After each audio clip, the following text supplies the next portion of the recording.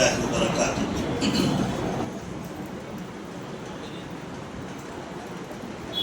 بسم اللہ الرحمن الرحیم، الحمدللہ رب العالمین، والصلاة والسلام علی رسولہ الامین وعلی آلہ وصحبہ اجمعین ومن تبعهم بإحسان إلى يوم الدين، أما بعد فأعوذ بالله من الشيطان الرجيم، بسم الله الرحمن الرحيم، الحمد لله رب العالمين، الرحمن الرحيم، مالك يوم الدين، إياك نعبد وإياك نستعين، اهدنا الصراط المستقيم، صراط الذين أنعمت عليهم غير المغضوب عليهم ولا الضالين، آمين۔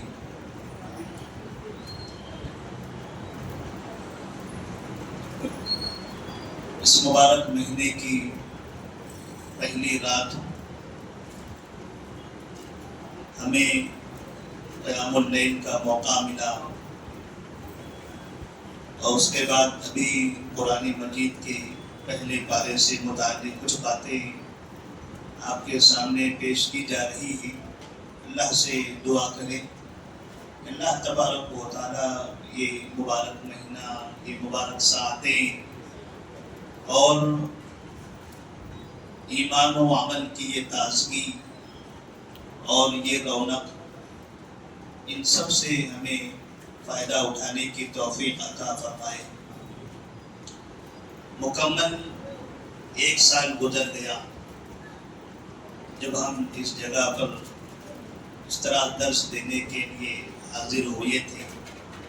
اس کے بعد پھر آج 1 سال کے بعد رمضان کے اس مبارک مہینے میں آپ کے سامنے حاضر ہیں۔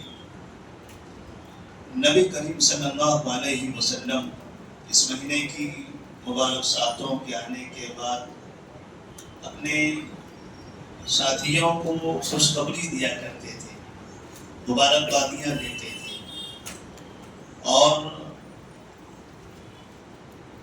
عبادت کے کاموں میں انہیں ترغیب دلایا کرتے تھے کہ اتاکم شہر مبارک، شہر رمضان،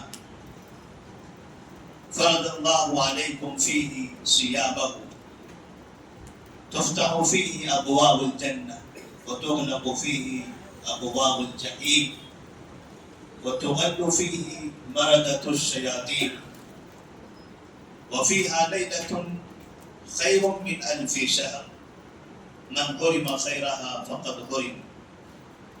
آپ صلی اللہ علیہ وسلم کہتے تھے مبارک مہینہ آیا ہے، اس میں اللہ تبارک و تعالیٰ نے آپ پر روزہ فرض فرمایا، اس میں جنت کے دروازے کھول دیے جاتے ہیں، جہنم کے دروازے بند کر دیے جاتے ہیں، اور سرکش شیاطین کو جکڑ دیا جاتا ہے۔ اس میں ایک ایسی رات ہے جس کی عبادت 1000 مہینوں کی راتوں سے بہتر ہے۔ من حرم خیرها فقد حرم۔ اتنی اچھائیاں اور اتنے انعامات، اتنی نعمتیں اور برکتیں ہیں، اس کے باوجود بھی اگر کوئی اس خیر سے، ان نعمتوں سے محروم ہو جائے تو سمجھیے کہ وہ بہت بڑا محروم انسان ہے۔ تو اللہ سے دعا کریں کہ اللہ تبارک و تعالی ہمیں ایسی محرومی سے بچائے، اللہ ہم سب کو اس کی صحیح طریقے سے عبادت کرنے کی توفیق عطا فرمائے۔ قرآن مجید کا پہلا پارہ مکمل ہمیں سننے کا جو موقع ملا ہے، انتہائی اطمینان کے ساتھ، صاف صاف انداز میں، الفاظ کے ساتھ، تجوید کی ادائیگی کے ساتھ، یہ اللہ کی بہت بڑی نعمت ہے۔ ورنہ خاص طور پر ہندوستان کی مساجد کا حال یہ ہے، اگر آپ فیصد کے حساب سے دیکھیں تو یہ سمجھیے کہ 80 سے 85% ہندوستان کی مساجد میں قرآن مجید بڑی رفتار کے ساتھ، بغیر سوچے سمجھے، بغیر اس کا احترام کیے پڑھا جاتا ہے۔ بعض مسجدیں تو ایسی ہوتی ہیں کہ جہاں گراؤنڈ فلور پر ایک پارہ سنایا جا رہا ہے، اسی وقت میں پہلے منزلے پر 2 پارے سنائے جا رہے ہیں، اور تیسرے مرتبے پہ چلے جائیں تو وہاں 3 پارے سنائے جا رہے ہیں۔ جب ایک مسلمان مسجد میں آتا ہے، دروازے سے آئے تو ہم اسے اختیار کرنا ہے کہ مجھے یہاں پڑھنا ہے یا وہاں پڑھنا ہے یا وہاں پڑھنا ہے۔ جو لوگ ایک مسجد میں ایک وقت میں یا ایک فرض نماز کے بعد پیچھے دوسری جماعت کے قائم نہیں ہیں، وہ لوگ ایک ہی وقت میں 3 اماموں کو کھڑا کر کے 3 جماعتیں الگ الگ فلور پر پڑھا رہے ہیں، اور جہاں جتنی رفتار ہوتی ہے مسلمان اسی کے پیچھے کھڑے ہوتے ہیں کہ یہاں بہتر ہے۔ وَرَتِّلِ الْقُرْآنَ تَرْتِيلًا، اللہ تبارک و تعالیٰ نے قرآن کو ٹھہر ٹھہر کر اچھا پڑھنے کی تلقین فرمائی ہے، تو یہ شرف ہے ہمارے لیے اور اللہ کا ہم احسان مانتے ہیں، اور ہمارے علماء کرام کے لیے ہم دعا کرتے ہیں۔ جن لوگوں نے ایسے ماحول میں بھی پورے شہر میں پورے گاؤں میں ایک مسجد بھی کیوں نہ ہو، ہمارے علماء نے اس ایک مسجد میں بھی ہمارے اماموں کو یہ تربیت دی کہ آپ قرآن پڑھو تو ٹھہر ٹھہر کر آہستہ آہستہ پڑھو۔ 100 مسجدوں کے بیچ میں اگر ایک مسجد بھی ہے آپ کی تو آپ کو وہاں مثالی ہی بننا ہے، اتنے ماحول سے متاثر ہو کر قرآن کی تلاوت اپنے آپ کی خراب نہیں کرنی ہے۔ تو اللہ تبارک و تعالیٰ نے گویا ہم پر یہ رحم فرمایا، یہ نعمت نازل کی کہ ہم قرآن کو کما حق کو جس طرح سے اس کا حق ہے ویسا پڑھتے ہیں اور سنتے ہیں۔ اللہ تبارک و تعالیٰ ہمیں ہمیشہ اس کی توفیق عطا فرمائے۔ قرآن مجید کی جب ابتدا ہوتی ہے سورۃ الفاتحہ سے، نبی کریم صلی اللہ علیہ وسلم کے ساتھ ایک مرتبہ جبرائیل علیہ السلام بھی بیٹھے ہوئے تھے۔ کہتے ہیں سمع نقیدا من فوقہ فرفع رأسہ، اچانک اوپر سے ایک آواز آئی، تیز آواز، تو آپ نے سر اٹھایا، اوپر دیکھا، فقال هذا باب من السماء فتح اليوم لم يفتح قط الا اليوم، یہ جو آسمان کا دروازہ ہے یہ آج پہلی مرتبہ کھلا ہے، اس سے پہلے یہ دروازہ کبھی نہیں کھلا۔ اس کا مطلب یہ ہوتا ہے کہ آسمان میں دروازے ہیں، اور ایک نہیں کئی دروازے ہیں، ہر آسمان پر دروازے ہیں۔ آسمان میں کہیں شقاف نہیں ہے، سورۃ الملک میں اللہ تبارک و تعالیٰ نے فرمایا ہے کہیں سوراخ نہیں ہے، اور آسمانوں میں دروازے ہوتے ہیں، ہر دروازے پر باقاعدہ فرشتے متعین ہوتے ہیں، اس لیے کوئی بھی زمین سے آسمان کے اوپر نہیں جا سکتا، کوئی بھی انسان نہیں جا سکتا ہے۔ نبی کریم صلی اللہ علیہ وسلم جب معراج میں 7ویں آسمان پر گئے تھے تو جبرائیل علیہ السلام آپ کے ساتھ تھے۔ پہلے آسمان پر گئے تو جبرائیل علیہ السلام نے دروازہ کھٹکھٹایا، اوپر سے آواز آئی، کون؟ تو کہا میں جبرائیل۔ کہا آپ کے ساتھ کون ہے؟ کہا محمد۔ کہا انہیں بلایا گیا ہے؟ کہا ہاں۔ جب انہوں نے دروازہ کھولا تو سامنے آدم علیہ السلام بھی وہاں موجود تھے۔ اس طرح سے ایک دروازہ کھولا جاتا تھا، اور وہاں فرشتے دروازہ کھولنے کے بعد جب ان کا استقبال کرتے تو پہلے دروازے پر، دوسرے دروازے پر، تیسرے، یعنی پہلے آسمان پر، دوسرے آسمان پر اور تیسرے آسمان پر، ہر جگہ الگ الگ نبیوں سے نبی صلی اللہ علیہ وسلم کی ملاقات ہوتی تھی۔ تو نبی صلی اللہ علیہ وسلم فرماتے ہیں کہ جبرائیل علیہ السلام نے کہا آج یہ دروازہ کھولا گیا ہے، اس سے پہلے یہ کبھی کھلا نہیں تھا، اور کھلتے ہوئے بڑی تیز اس کی آواز آئی تھی، اور پھر وہاں سے فرشتہ نیچے آیا اور کہتے ہیں هذا ملک نزل الى الارض لم ينزل قط الا اليوم. یہ جو فرشتہ ہے آج آسمان سے زمین کی طرف پہلی مرتبہ اترا ہے. اس سے پہلے یہ کبھی زمین پر نہیں آیا، نہ یہ پہلے کبھی دروازہ کھلا اور نہ یہ فرشتہ کبھی زمین پر آیا. وہ فرشتہ آتا ہے اور سلام کرتا ہے. آپ صلی اللہ علیہ وسلم ان کے سلام کا جواب دیتے ہیں اور وہ فرشتہ نبی صلی اللہ علیہ وسلم کو دو چیزوں کی خوشخبری دیتا ہے.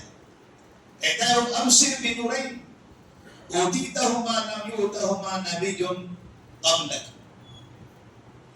فاتحۃ الکتاب و خواتم سورۃ البقرہ. دو نور کی خوشخبری لے لو، دو نعمتوں کی، دو اچھی چیزوں کی آج میں تمہیں خوشخبری دے رہا ہوں. اور یہ اچھی چیز، یہ نعمتیں، یہ دو نور آپ سے پہلے کبھی کسی نبی کو نہیں ملے. یہ نور کیا ہے؟ تو کہتے ہیں سورۃ الفاتحہ اور سورہ بقرہ کی آخری آیتیں. نبی کریم صلی اللہ علیہ وسلم پر سورۃ الفاتحہ کا نزول اس طرح سے ہوا تھا. قرآن مجید میں پہلی سورہ سورۃ الفاتحہ جسے ہم بار بار پڑھتے رہتے ہیں، اللہ تبارک و تعالیٰ نے اس کے نازل کرنے کا یہ نظام بنایا. الگ الگ صورتیں الگ الگ انداز سے نازل ہوئی ہیں. آپ نے وہ مشہور واقعہ سنا ہوگا، اقرأ باسم ربک الذی خلق خلق الانسان من علق. ان 5 آیتوں کے نزول کا طریقہ کیا تھا؟ آپ غار حرا میں تھے، اچانک فرشتے آئے، انہوں نے کہا پڑھو. آپ نے کہا ما انا بقاری، مجھے پڑھنا نہیں آتا. کہا پڑھو، کہا ما انا بقاری، میں نے کبھی پڑھائی نہیں ہے، پڑھنا نہیں آتا ہے مجھے. پھر کہا پڑھو. آپ نے فرمایا ما انا بقاری، میں نے آج تک کہیں پڑھائی نہیں ہے، مجھے کسی استاد نے سکھایا ہی نہیں ہے. 40 سال کی عمر ہو گئی، مکہ میں کوئی بھی دعویٰ نہیں کر سکتا کہ میں نے محمد کو پڑھایا ہے. لہذا میں نے پڑھا نہیں اور مجھے پڑھنا آتا بھی نہیں. تب کہا اقرأ باسم ربک الذی خلق خلق الانسان من علق اقرأ وربک الاکرم الذی علم بالقلم علم الانسان ما لم يعلم. یہ ایک انداز تھا قرآن مجید کے نزول کا جس کی ابتدا تھی. ایسے الگ الگ طریقے سے الگ الگ آیتیں، الگ الگ صورتیں موقع کے حساب سے نازل ہوتی رہی. اور سورۃ الفاتحہ کے نزول کا یہ طریقہ تھا جو میں نے ابھی بتایا. اور پھر آخر میں آپ فرماتے ہیں لن تقرأ بحرف منہما الا اعطیتہ. سورۃ الفاتحہ اور سورہ بقرہ کی آخری 2 آیتیں کہتے ہیں کہ اگر یہ سورہ فاتحہ اور وہ 2 آیتیں پڑھنے کے بعد اللہ تبارک و تعالیٰ سے آپ جو بھی مانگو، اللہ تبارک و تعالیٰ وہ آپ کو عطا کرے گا. اس میں جہاں سورہ ملی ہے وہیں پر ایک انسان کو اس بات کی ترغیب بھی دلائی گئی کہ اگر آپ کو اللہ سے کوئی چیز مانگنی ہے وہ یہ قرآن مجید کی آیتیں پڑھی اور اللہ سے مانگی. قرآن پڑھ کر اللہ سے مانگنا ہے. آپ بیمار ہیں، شفا مانگنا ہے تو پڑھ کر مانگیے. روزی میں برکت چاہیے، پڑھ کر برکت مانگیے. لوگ سورہ فاتحہ پیپروں میں لکھ کر لٹکا دیتے ہیں اور کہتے ہیں برکت کے لیے ہے. کوئی گلے میں لٹکاتا ہے، کوئی کمر میں لٹکاتا ہے، کوئی گھر میں لٹکاتا ہے، کوئی دکان لٹکاتا ہے. جبرائیل علیہ السلام کا یہ واقعہ نبی کریم صلی اللہ علیہ وسلم کے ساتھ کہتے ہیں لن تقرأ بحرف منہما، تم نہیں پڑھو گے، تم ہرگز نہیں پڑھو گے اس میں سے کچھ بھی، مگر جب بھی تم مانگو گے تمہیں عطا کر دیا جائے گا. یعنی جب تم پڑھو گے اور پڑھ کر اللہ سے مانگو گے اللہ تبارک و تعالیٰ تمہیں عطا کرے گا. مطلب یہ لکھ کر رکھنے سے حاصل نہیں ہے، یہ پڑھنا ضروری ہے. سورۃ الفاتحہ کے بارے میں نبی کریم صلی اللہ علیہ وسلم نے ایک صحابی سے کہا تھا لو علمنک اعظم سورۃ فی القرآن، میں آپ کو قرآن مجید کی سب سے عظیم سورہ بتانا چاہتا ہوں. نے کہا سنائیے بتائیے، تو آپ نے فرمایا الحمدللہ رب العالمین الرحمن الرحیم، اخیر تک یہ پڑھ کر سنایا، کہا قرآن مجید کی یہ سب سے عظیم سورہ ہے۔ قرآن مجید کی اس سورۃ الفاتحہ کو کئی ناموں سے جانا جاتا ہے، اور عربوں کا ایک طریقہ ہے، عربوں کی عادت بھی ہے، ان کا ایک رواج بھی ہے، اور ان کے درمیان یہ معروف بھی ہے کہ جو چیز بہت زیادہ محترم ہو اس کے نام بہت زیادہ ہوتے ہیں۔ جیسے اونٹ ہیں، ان کے نزدیک بہت قیمتی ہیں، اونٹ کے بہت نام ہیں۔ کھجور ہے، یہ تو آج کل ہمیں بھی سمجھ میں آنے لگا ہے، بازار میں جاؤ کھجوروں کے کتنے نام ہیں۔ ایسے ہی تلوار ہے ان کے نزدیک، اس کے بھی بہت نام ہیں۔ ایسے ہی اللہ تبارک و تعالیٰ کے نام، نبی کریم صلی اللہ علیہ وسلم کے نام، اور سورۃ الفاتحہ کے بھی نام۔ سورۃ الفاتحہ کو بھی کئی ناموں سے جانا جاتا ہے، ان میں سے ایک نام ہے ام القرآن۔ ام القرآن، ام القرآن قرآن کی اصل، پورے قرآن کا نچوڑ، قرآن میں جتنے مضامین ہیں، جتنے سبجیکٹس ہیں، ان تمام کا نچوڑ سورۃ الفاتحہ کے اندر موجود ہے۔ اسی طرح سے اس سورہ کو سورۃ الشفا بھی کہا جاتا ہے۔ نبی کریم صلی اللہ علیہ وسلم فرماتے ہیں کہ جو انسان سورۃ الفاتحہ پڑھتا ہے اور اپنے اوپر دم کرے تو ایسی صورت میں یہ جسمانی بیماریوں کے لیے بھی علاج ہے اور روحانی بیماریوں کے لیے، جسم کی کوئی بیماری ہو اس کے لیے بھی علاج، اور ایسی جن و شیاطین سے بچنا ہو، اس کے اثر سے محفوظ رہنا ہو، تو اس کا بھی علاج اس کے اندر موجود ہے۔ سورۃ الفاتحہ کے بارے میں محدثین نے، علماء نے لکھا ہے کہ قرآن مجید کے 3 اہداف ہیں، اور وہ تینوں بھی سورۃ الفاتحہ کے اندر موجود ہیں۔ پورا قرآن شروع سے آخر تک ہم دیکھیں، یا تو عقائد پر مشتمل ہے، یا تو عبادات پر مشتمل ہے، یا پھر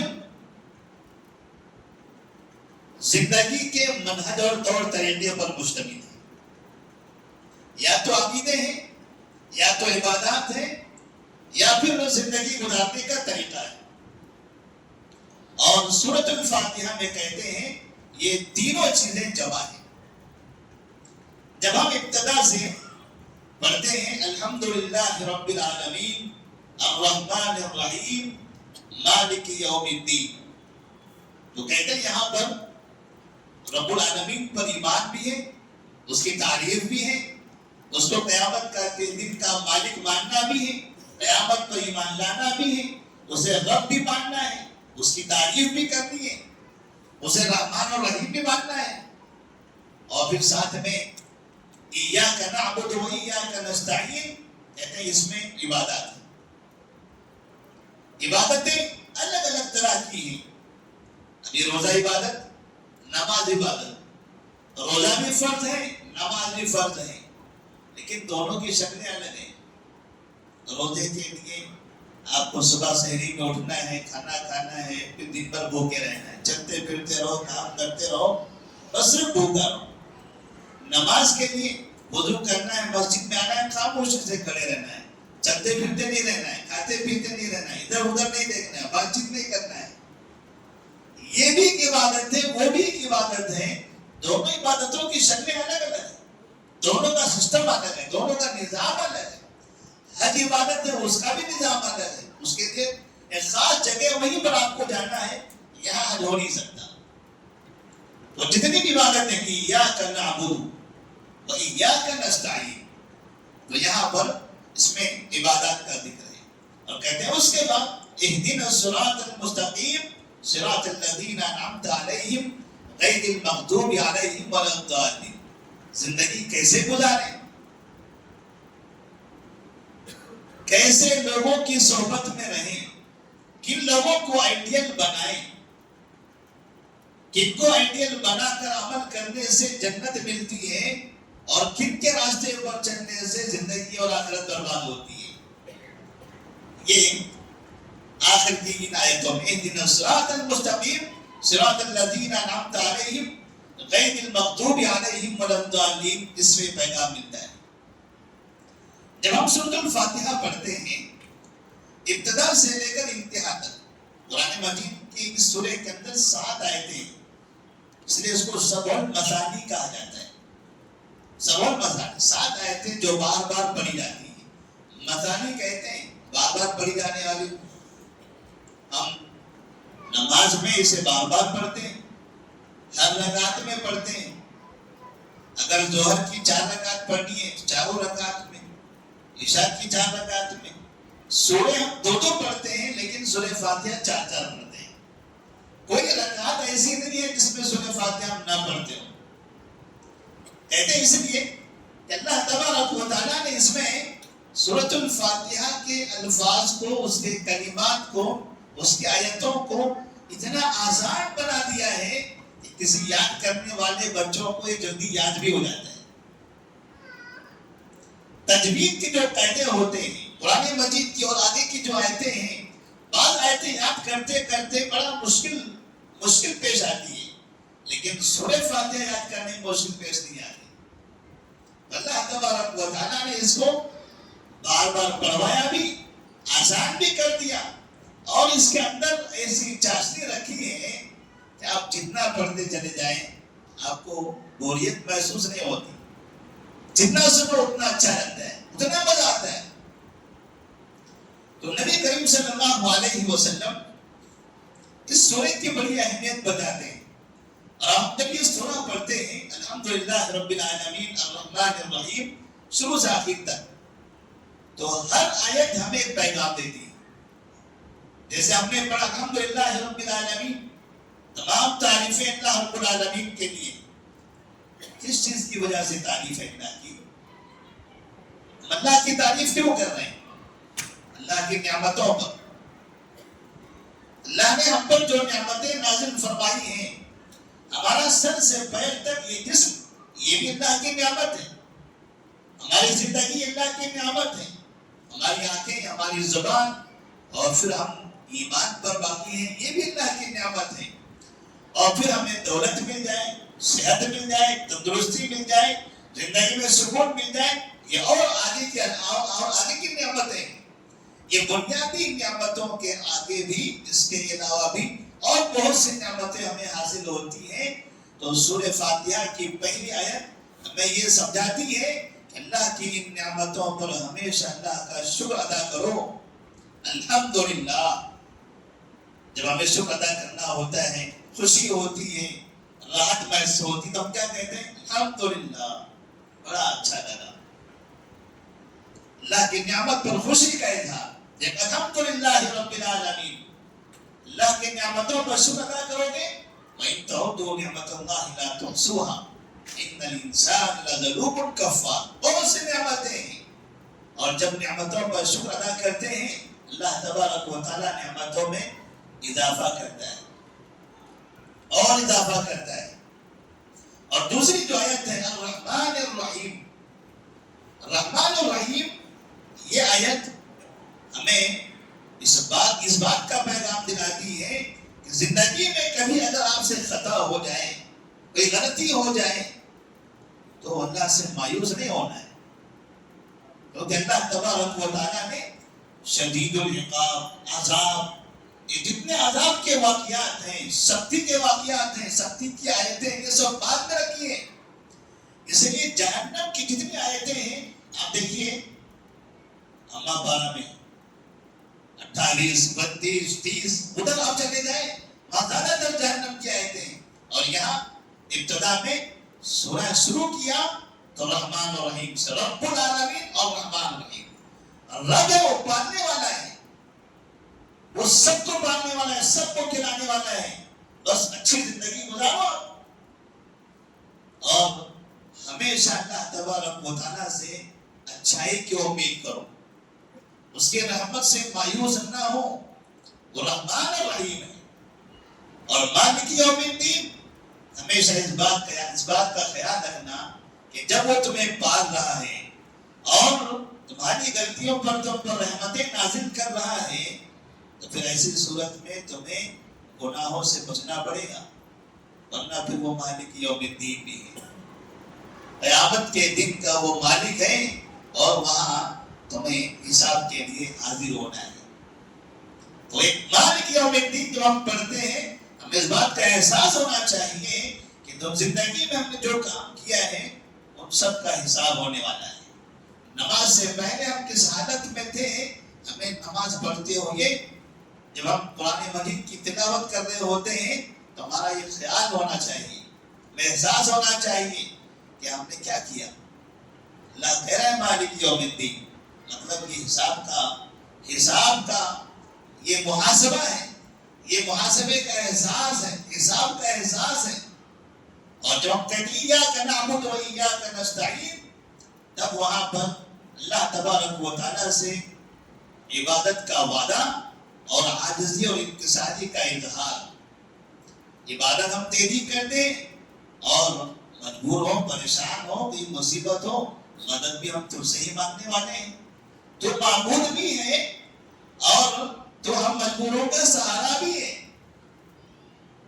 عبادت تیری کرنی ہے، لیکن ایسا نہیں کہ صرف تیری عبادت کرنی ہے، تو ہمیں اس کے بدلے میں زندگی کی بہت سی نعمتیں دیتا بھی ہے۔ جب بھی مجبوری ہو، پریشانی ہو، تکلیف ہو، مدد کی ضرورت ہو، تو بجائے یا فلاں المدد یا فلاں المدد کے اللہ تبارک و تعالیٰ سے مدد کی امید کرنا ہے۔ نبی نے فرمایا تھا اذا سألت فاسأل اللہ واذا استعنت فاستعن باللہ، جب مانگنا ہو تو اللہ سے مانگو، اور جب مدد کی خواہش ہو، مدد کا مطالبہ کرنا چاہتے ہو تو اللہ تبارک و تعالیٰ سے مدد چاہو۔ اس کے بعد اهدنا الصراط المستقیم صراط الذین انعمت علیہم غیر المغضوب علیہم ولا الضالین۔ جب ہم کہتے ہیں اهدنا الصراط المستقیم، یہ آیت ہمیں اس بات کا پیغام دیتی ہے کہ دعاؤں میں سب سے اہم دعا ہدایت ہے، صحیح راستے پر چلنا، ایمان پر قائم رہنا، یہ سب سے عظیم دعا ہے۔ آپ صحت مانگتے ہیں، دولت مانگتے ہیں، نعمت مانگتے ہیں، اولاد مانگتے ہیں، خوشحالی مانگتے ہیں، مانگیے، لیکن ان سب میں سب سے اہم دعا کو کیا مانگنی چاہیے؟ صراط مستقیم۔ اس لیے کہ آدمی کے پاس اگر ایمان ہو اور پھر یہ باقی چیزیں بھی ہو تو نور علا نور ہے، لیکن آدمی کے پاس دنیا کی ساری نعمتیں ہوں اور وہ ایمان پر ہی نہ ہو تب کیا فائدہ اس کا؟ اس لیے سورہ فاتحہ ہمیں پیغام دیتا ہے کہ سب سے اہم چیز آپ کو دنیا میں اگر کوئی مانگنی ہے تو وہ ہے ایمان۔ صراط مستقیم کیا ہے؟ اللہ رب العالمین کا راستہ جو نبی نے ہمیں بتایا ہے، اس راستے پر نبی چلے ہیں، وہ راستہ اور وہ ایمان ہے۔ صراط الذین انعمت علیہم، ان لوگوں کا راستہ جن پر تو نے انعام کیا ہے۔ یہ آیت ہمیں یہ پیغام دیتی ہے کہ زندگی میں، دنیا میں ہمیشہ اچھے لوگوں کی صحبت اختیار کرنا ہے، اچھے لوگوں کی صحبت، اس لیے کہ صراط الذین انعمت علیہم، جن پر تو نے انعام کیا ان کے راستے پر ہمیں چلا، مطلب وہ اچھے لوگ، کامیاب لوگوں کے راستے پر تو ہمیں چلائے گا تو ہم بھی کامیاب ہوں گے۔ اس کا مطلب جو اچھے لوگوں کے ساتھ رہے گا، ان کی صحبت اختیار کرے گا، انہیں آئیڈیل بنائے گا، وہ کامیاب ہوگا۔ اور نبی کریم صلی اللہ علیہ وسلم ہمیشہ اچھے لوگوں کی صحبت اختیار کرنے کی تعلیم دیتے تھے۔ اور پھر آگے غیر المغضوب علیہم ولا الضالین، یہ آیت ہمیں یہ پیغام دیتی ہے کہ برے کی صحبت سے بچو، ورنہ برے وہ تو جہنم میں جا رہے ہیں، وہ تو گڑھے میں گریں گے، آپ کو بھی لے جائیں گے۔ اور یہ برے لوگوں میں کون ہے؟ برے لوگوں کی صحبت، یہ برے افراد کون ہیں؟ برے لوگ دو طرح کے ہوتے ہیں، برے لوگ دو طرح کے ہوتے ہیں، ایک مکمل نافرمان اور دوسرا شبہوں کو شبہات سے انسانوں کو گمراہی کے راستے پر لے جانے والا، ایک مکمل طور پر منکر، انکار کرنے والا، نہ ماننے والا، اور دوسرا مانتا تو ہے، ساتھ میں رہتا ضرور ہے، لیکن ہمیشہ دماغ میں تذبذب، شبہات، شکوک پیدا کرتا رہتا ہے۔ اور آپ غور کریں گے تو دونوں طرح کے لوگ ہمارے اطراف میں نظر آتے ہیں۔ کچھ ایسے ہوتے ہیں جو بہت برے ہوتے ہیں، اور کچھ نزدیک تو رہتے ہیں لیکن ایمان پر تو نظر آتے ہیں، مسجد میں دکھائی دیں گے لیکن ان کے پاس برائیاں بہت ہوگی، قرآن پر اعتراض، حدیث پر اعتراض، صحابہ پر اعتراض، دینی شاعر پر اعتراض، الگ الگ چیزوں پر اعتراض کر کے باقاعدہ اچھا خاصا دیندار انسان کو دین سے دور کر دیتے ہیں۔ تو اس طرح سے قرآن مجید کی جو آیتیں ہیں ہمیں ان چیزوں کا پیغام دیتی ہیں، اور ساتھ میں سورۃ الفاتحہ، سورۃ الفاتحہ ہمیں اللہ تبارک و تعالیٰ سے دعا کا طریقہ بھی سکھاتی ہے کہ جب اللہ سے مانگنا ہو تو اللہ تبارک و تعالیٰ نے طریقہ بتا دیا۔ سب سے پہلے اللہ کی حمد بیان کریں گے، اس کے بعد اس کی تعریف کریں گے، حمد و ثنا، الحمدللہ رب العالمین، یہ اللہ کی حمد ہے۔ الرحمن الرحیم مالک یوم الدین، الرحمن الرحیم یہ اللہ کی ثنا ہے، اور مالک یوم الدین یہ اللہ تبارک و تعالیٰ کا مجد ہے، اس کا جلال ہے۔ تو حمد ماننا ہے، ثنا ماننا ہے، اور اس کے مجد کا اظہار بھی کرنا ہے، اللہ تبارک و تعالیٰ کی تعریف کرنا ہے، اسے محبت کرتے ہوئے، اس کی عظمت کو پہچانتے ہوئے، اسے کہتے ہیں حمد۔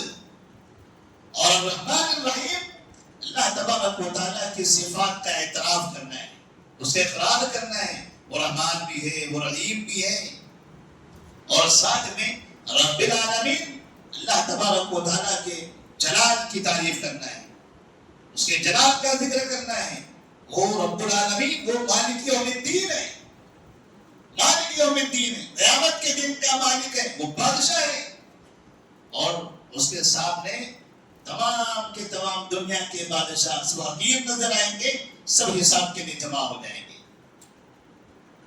تو اس طرح سے جب ہم اللہ تبارک و تعالیٰ کی حمد و ثنا بیان کرتے ہیں تو اس کے بعد پھر کہا اہدنا الصراط المستقیم صراط الذین انعمت علیہم غیر المغضوب علیہم ولا الضالین، اللہ کی تعریف کرو، اور پھر اس کے بعد اللہ تبارک و تعالیٰ سے مانگیے۔ سورہ فاتحہ کی ایک آیت ایاک نعبد و ایاک نستعین کے بارے میں امام ابن القیم رحمہ اللہ فرماتے ہیں ان اللہ تعالی قد انزل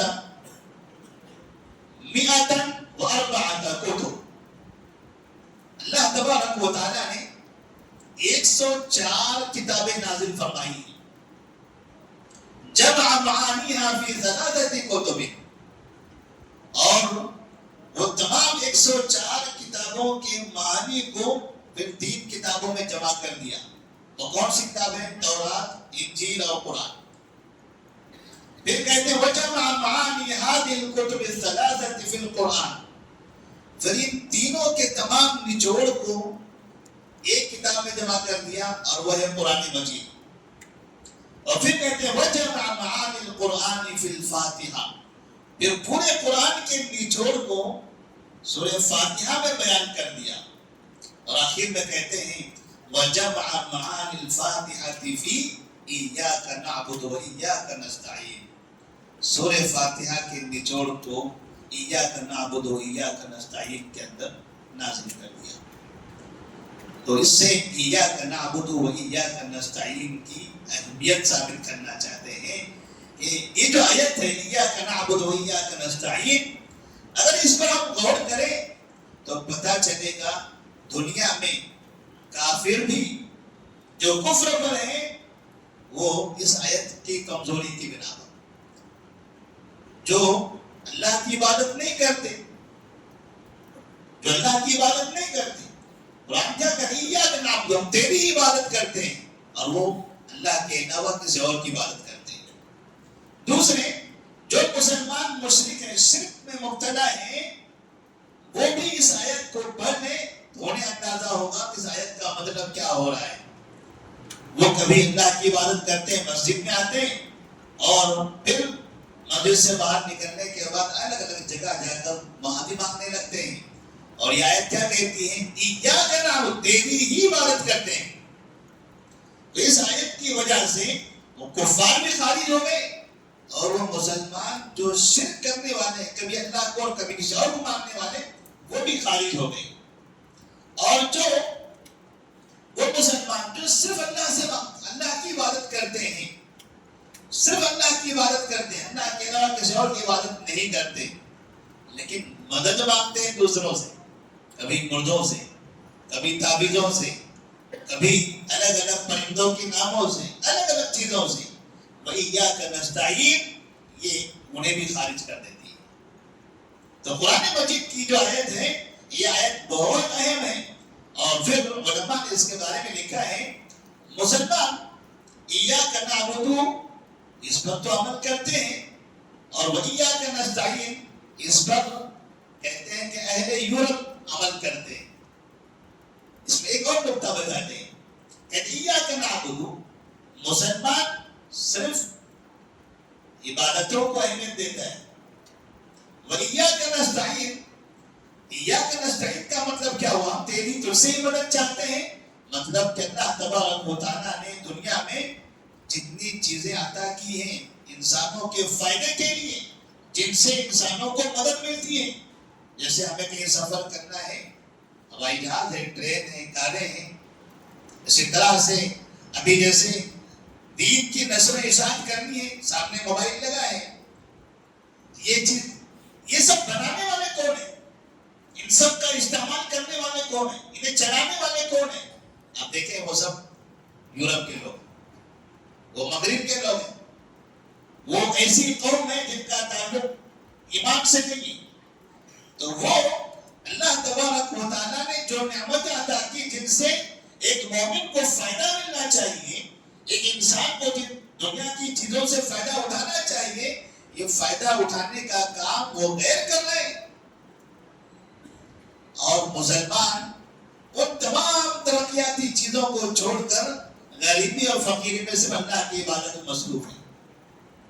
جبکہ اللہ تبارک و تعالیٰ نے دونوں چیزیں ان کو عطا کی ہیں، عبادت بھی، اسے بھی آپ کو کرنا ہے، اور دنیا کی جو اور نعمتیں ہیں، ان ساری نعمتوں کا استعمال بھی تمہیں کرنا ہے، کیونکہ یہ ساری دنیا مومن کے لیے ہی مسخر کیا ہے اللہ تبارک و تعالیٰ نے. چاند کا استعمال، سمندر کا استعمال، سورج کا استعمال، یہ الیکٹرانک چیزوں کا استعمال، دنیا کی ساری ترقیاتی چیزوں کا استعمال، ان کے سب سے زیادہ حقدار کون ہے؟ اللہ کے نیک بندے.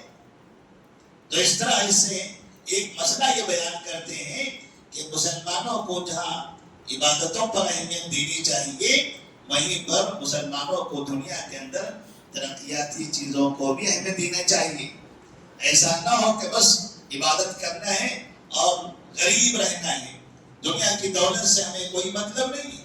نبی کریم صلی اللہ علیہ وسلم کے بارے میں آپ نے سنا ہوگا کہ آپ صلی اللہ علیہ وسلم نے ایک مجلس میں صحابہ میں سے جس شخص کو سب سے زیادہ مرتبہ جنت کی بشارت دی ہے، وہ کون ہے؟ عثمان بن عفان رضی اللہ تعالیٰ. کون ہے وہ؟ عثمان بن عفان رضی اللہ تعالیٰ. ان کی دولت جب مسجد نبی کی توسیع کی ضرورت پڑی، آپ نے اعلان کیا کون ہے جو مسجد کے بازو میں جگہ خرید کر دے گا. مسجد میں سناٹا چھا گیا، زمین خریدنی ہے. ایک طرف سے آواز آئی، انا یا رسول اللہ، میں عثمان بن عفان. بولیے کون سی زمین خریدنی ہے؟ آپ نے کہا ایک کنواں ہے، مسلمانوں کو پانی کی پریشانی ہے، وہ خرید کر کون مسلمانوں کو لفظ کرے گا؟ عثمان کہتے ہیں انا یا رسول اللہ. میں جہاں بھی اس طرح سے مسلمانوں کے لیے، اسلام کے لیے قربانیوں کی، پیسہ خرچ کرنے کی، حتیٰ کہ جنگ کی تیاریوں کی، دینار و درہموں کی کھجوروں کی، اونٹوں کی ضرورت پڑی، ہتھیاروں کی ضرورت پڑی، ہر چیز میں ضرورت پڑی، جب بھی نبی نے آواز دی انہوں نے کہا میں. بولی کتنے دینار چاہیے، کتنے درہم چاہیے، کتنے کھجورے چاہیے، کتنے اونٹ چاہیے، کتنے گھوڑے چاہیے، میں فراہم کرتا ہوں. دین کے لیے جتنا میں نے کمایا ہے سب وقف کرنے تیار ہوں، سب وقف کرنے کے لیے تیار ہوں. انہوں نے دولت کمائی اور اس دولت کو اللہ کے راستے میں بے تحاشا خرچ کیا. نبی نے کہا عثمان فی الجنہ، عثمان فی الجنہ، عثمان فی الجنہ. ما ذر عثمان ما عمل بعد اليوم، ما ذر عثمان ما عمل بعد اليوم. جنگ تبوک کے وقت میں آپ عثمان غنی رضی اللہ تعالیٰ عنہ کے دیے ہوئے دینار و درہم ایسے اپنے گود میں پلٹتے جا رہے تھے اور فخر سے کہتے جا رہے تھے ما ذر عثمان ما عمل بعد اليوم. کیسا انسان ہے، جب بھی ضرورت پڑی قوم کو یہ ہمیشہ آگے بڑھ گیا، سب سے آگے بڑھ گیا. اتنا ایماندار انسان، اتنا نیک انسان. اللہ نے دولت بھی دی اور دل بھی دیا، دولت بھی دی، دل بھی دیا. جب اس کو آواز کو یہ فوراً دیا، فوراً حاضر ہے. اسے تھوڑا بھی احساس نہیں کہ مال ختم ہوگا. یہی تو ہے، یہ تو دین ہے، یہ نبی کی تربیت تھی. عثمان غنی رضی اللہ تعالیٰ ہمیشہ ہمیشہ قربانی دینے کے لیے تیار. نبی نے کہا ما ذر عثمان ما عمل بعد اليوم. عثمان آج کے بعد سے وہ کچھ بھی کرے کوئی چیز نقصان نہیں پہنچانے والی. صرف خیر کے کام کیا اس بندے نے. اور اتنے افسوس کی بات ہے، نبی جس کے لیے بار بار جنت کی بشارت دے، نبی جن کی اتنی تعریف کریں، نبی جن کو ایک کے بعد دیگرے اپنی بیٹیاں نکاح میں دیں، ہمارے اطراف میں کچھ ایسے مجہول قسم کے لوگ ہیں جو عثمان غنی رضی اللہ تعالیٰ عنہ کی زندگی پر اعتراضات کرتے ہیں، ان کی خلافت پر اعتراض. انہیں خلافت صحیح کرنا نہیں آتا تھا، انہیں حکومت صحیح چلانے نہیں آتی تھی. یہ کٹوں پر بیٹھ کر کتابیں لکھنے والے یہ عثمان غنی رضی اللہ تعالیٰ عنہ کے خلاف لکھتے ہیں. خاص طور پر وہ کتاب جو پڑوسی ملک سے آئی اور دنیا کے اندر پھیل گئی، اور خاص طور پر ایرانی شیعوں نے اسے ہاتھوں ہاتھ لیا. خلافت و ملوکیت کے نام سے وہ کتاب جس نے عثمان غنی رضی اللہ تعالیٰ عنہ کو بڑا رسوا کیا ہے شیعوں کی نگاہ میں، مسلمانوں کی نگاہ میں. نبی جس پر فخر کرتے تھے وہ خلافت و ملوکیت لکھنے والے بدنصیب انسان نے مسلمانوں کے دلوں کے اندر عثمان غنی کے مقام کو گرا کر رکھ دیا. وہ آج خوش ہیں اپنی مساجد میں عثمان غنی پر اعتراض کرتے نظر آتے ہیں. عثمان غنی رضی اللہ تعالیٰ عنہ کے بارے میں اس روایت ہے کہ جب نبی کی دوسری بیٹی کا انتقال ہوا، پہلی بیٹی رقیہ جو عثمان غنی کے نکاح میں تھی، انتقال ہو گیا. آپ نے دوسری بیٹی سے نکاح کرا دیا، ام کلثوم. پھر ام کلثوم کا بھی انتقال ہو گیا. عثمان غنی پریشان غمزدہ تھے. نبی نے پوچھا عثمان کیا بات ہے، کیوں پریشان نظر آ رہے ہو؟ کہا یا رسول اللہ صلی اللہ علیہ وسلم، آپ کی بیٹی ہمارے نکاح میں تھی، ایک رشتہ بنا ہوا تھا، آپ سے یہ رشتہ بنا ہوا تھا، میری بیوی کا انتقال ہو گیا، بس وہی سوچ رہا ہوں، افسوس ہو رہا ہے. اس نبی صلی اللہ علیہ وسلم فرماتے ہیں عثمان اگر اس بیٹی کے علاوہ اور بھی کوئی بیٹی میرے پاس ہوتی، قسم خدا کی وہ بیٹی بھی میں تمہارے نکاح میں دے دیتا. لیکن اب نبی کے پاس کوئی بیٹی نہیں تھی.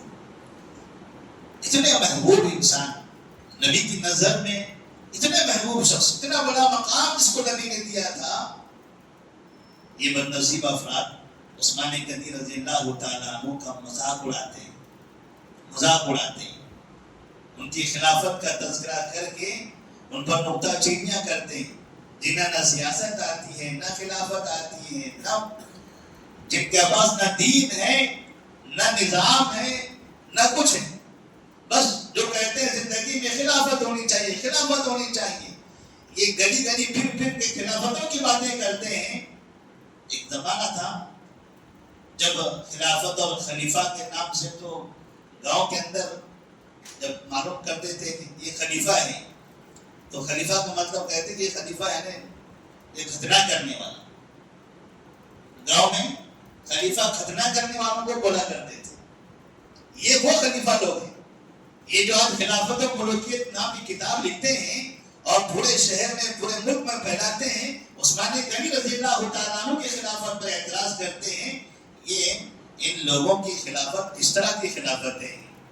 صحابہ پر طنز.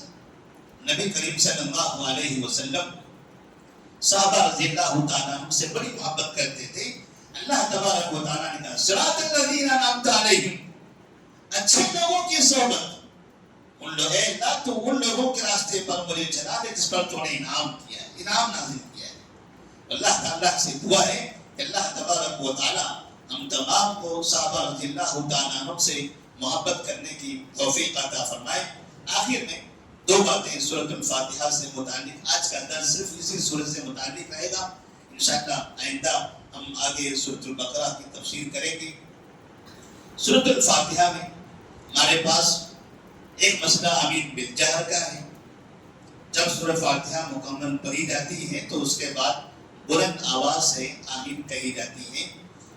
نبی کریم صلی اللہ علیہ وسلم کے بارے میں ابو ہریرہ رضی اللہ تعالیٰ عنہ اور دیگر صحابہ روایت کرتے ہیں کہ آپ صلی اللہ علیہ وسلم نے جب غیر المغضوب علیہم ولا الضالین پڑھا رفع صوتہ فقال آمین, رفع صوتہ فقال آمین, آپ نے بلند آواز کو بلند کرتے ہوئے آمین کہا. نبی صلی اللہ علیہ وسلم نے آواز بلند کرتے ہوئے آمین کہا. نبی نے خود بلند آواز سے آمین پڑھا ہے. یہ صحابی رسول ابو ہریرہ رضی اللہ تعالیٰ عنہ روایت کر رہے ہیں. امام ابو داؤد رحمہ اللہ نے اپنی کتاب میں اس حدیث کو نقل فرمایا ہے. اسی طرح سے امام عطا بن ابی رباح رضی اللہ تعالیٰ عنہ فرماتے ہیں ادرکت 200 من الصحابہ, میں نے صحابہ میں سے 200 صحابہ کو دیکھا اذا قال الامام ولا الضالین رفعوا اصواتهم بآمین, کہ جب غیر المغضوب علیہم ولا الضالین پڑھتے تھے تو وہ آمین بلند آواز سے پڑھتے تھے. امام عطا کہتے ہیں میں نے 200 صحابہ کو دیکھا ہے بلند آواز سے آمین کہتے ہوئے. اب اگر کوئی کہے کہ آمین کہنا غلط ہے یا آمین کہنے والے کے منہ میں انگار ڈال دو, اس طرح کی جو فتوے دیتے ہیں تو انہیں صحابہ رضی اللہ تعالیٰ عنہ کا یہ عمل معلوم کر لینا چاہیے. اسی طرح دوسرا مسئلہ سورہ فاتحہ امام کے پیچھے پڑھنے کا. سورہ فاتحہ نماز کی ہر رکعت میں پڑھنا ہے, چاہے جہری نماز ہو یا سری نماز. بلند آواز سے جس میں ہم قرأت کرتے ہیں اس میں بھی اور آہستہ جب قرأت کرتے ہیں اس میں بھی ہر رکعت میں پڑھنا ہے. اور اسی طرح سے ہر شخص کو پڑھنا ہے, ہر رکعت میں ہر شخص کو پڑھنا ہے. اگر جماعت کے ساتھ ہم پڑھ رہے ہیں, امام صاحب نماز پڑھا رہے ہیں جسے ابھی ہم پڑھ رہے تھے اور ہم ان کے پیچھے ہیں, کہ امام صاحب جب سورہ فاتحہ پڑھتے ہیں تو ان کے پیچھے سورہ فاتحہ ہمیں بھی پڑھنا ہے. ایسا نہیں کہ امام صاحب پڑھ رہے ہیں تو ہمیں خاموش رہنا ہے. ہمیں سورہ فاتحہ پڑھنا ہے, سورہ فاتحہ کے بعد خاموش رہنا ہے. اور سورہ فاتحہ کے بعد تو خاموش رہنا ہی پڑے گا. انہوں نے تو پورا ایک پارہ سنا دیا, ہم سے کہے پیچھے پڑھو تو کہاں سے پڑھیں گے؟ پھر سب کو حافظ بننا پڑے گا. تو ایک ہی سورہ کے ہم حافظ ہیں, سورہ فاتحہ, وہ تو پڑھ سکتے ہیں آسانی سے. اس سلسلے میں ایک روایت ہے ابو السائب رحمہ اللہ سے مروی ہے, کہتے ہیں کہ من صلی صلاۃ لم یقرأ فیہا بأم القرآن فہی خداج, جس شخص نے کوئی بھی نماز پڑھی اور اس میں سورہ فاتحہ نہیں پڑھی تو اس کی وہ نماز نامکمل ہے. تو وہ کہتے ہیں فقلت یا ابا ہریرہ, اے ابو ہریرہ, میں نے کہا اے ابو ہریرہ, کیونکہ انہوں نے وہ سنایا تھا. ابو ہریرہ رضی اللہ تعالیٰ نے یہ حدیث سنائی کہ جو سورہ فاتحہ نہ پڑھے اس کی نماز نامکمل ہے. تو سوال کرنے والے کہتے ہیں ابو ہریرہ انی اکون احیانا وراء الامام, میں کبھی امام کے پیچھے بھی ہوتا ہوں آپ کہہ رہے ہیں کہ بغیر سورہ فاتحہ کے نماز مکمل نہیں ہوتی، تو میں جب امام کے پیچھے ہوتا ہوں تو کیا تب بھی مجھے پڑھنا ہے؟ تو آپ نے کہا یا فارسی اقرا بہا فی نفسک، اے فارسی اسے تم اپنے دل میں پڑھو، اقرا بہا فی نفسک۔ تو ابو ہریرہ رضی اللہ تعالیٰ عنہ نے یہاں واضح کر دیا، امام کے پیچھے اگر آپ ہیں تب بھی آپ کو سورہ فاتحہ پڑھنا ہے اور دل میں پڑھنا ہے۔ اور آپ نے وہاں فارسی کہہ کر آواز دیا تھا، اور آج سورہ فاتحہ جو امام کے پیچھے نہ پڑھنے کے قائل ہیں وہ فارسی ہی ہیں۔ اتفاق دیکھیے، وہ فارسی امام کے مقلدین ہیں۔ امام ابو حنیفہ رحمہ اللہ فارسی تھے، اور ان کے جو مقلدین ہیں آج دنیا میں وہ امام کے پیچھے سورہ فاتحہ پڑھنے سے منع کرتے ہیں۔ ابو ہریرہ رضی اللہ عنہ کہتا ہے فارسی اقرا بہا فی نفسک، اپنے دل میں پڑھو۔ صحابی رسول کہتے ہیں کہ دل میں پڑھنا ہے، تو صحابہ کا قول اماموں کے قول سے بلند ہے۔ اللہ سے دعا ہے کہ اللہ تبارک و تعالی ہم تمام کو سورۃ الفاتحہ کے اس مقام کو پہچاننے کی توفیق عطا فرمائے، اور قرآن مجید کو اچھی طرح سے ہمیں سمجھنے کی توفیق دے، اور کثرت سے اس ماہ مبارک میں قرآن کی تلاوت کرنے کی توفیق عطا فرمائے۔ السلام علیکم ورحمۃ اللہ وبرکاتہ۔